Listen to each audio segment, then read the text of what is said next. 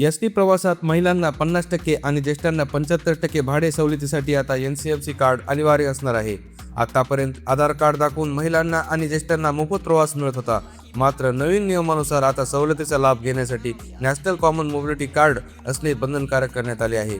हे कार्ड नसल्यास प्रवाशांना तिकिटाचे पूर्ण पैसे द्यावे लागतील। हे कार्ड एक प्रकारचे प्रीपेड वॉलेट असून यामुळे सुट्ट्या पैशांची कटकट संपणार आहे। या व्हिडिओमधून NCMC कार्ड काढणे, त्याचा वापर करणे, कार्डचे शुल्क अशी अत्यंत महत्त्वाची माहिती सांगण्यात येणार आहे। त्यामुळे या व्हिडिओला लाईक, कमेंट आणि आपल्या मित्रपरिवारात शेअर करायला विसरू नका।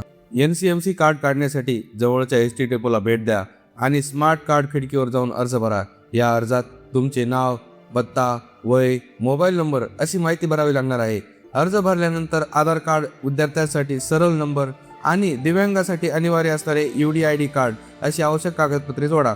नोंदणीकृत मोबाईल OTP व्हेरिफिकेशन झाल्यानंतर नवीन कार्डचे शुल्क 199 रुपये किंवा जुन्या स्मार्ट कार्ड बदलाचे 149 रुपये भरा।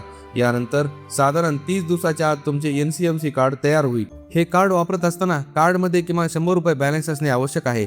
तसेच हे कार्ड रिचार्ज करण्यासाठी तुम्ही ST कंडक्टरची ETIM मशीन, अधिकृत वेबसाईट, मोबाईल ॲप किंवा डेपो एजंटकडून रिचार्ज करू शकता। सवलतीच्या नावाखाली होणारा गैरवापर रोखण्यासाठी, खऱ्या गरजूंना सुविधा पुरवणे, व्यवहारामध्ये पारदर्शकता वाढवण्यासाठी आणि प्रवाशांना कॅशलेस प्रवास उपलब्ध करून देण्यासाठी ही डिजिटल प्रणाली काम करणार असल्याचं सरकारकडून सांगण्यात येत आहे। त्यामुळे विद्यार्थी, महिला आणि ज्येष्ठांनी आपल्या सवलतीत प्रवास सुरू ठेवण्यासाठी लवकरात लवकर NCMC कार्ड काढून घ्यावे, नाहीतर तुमची सवलत बंद होऊ शकते।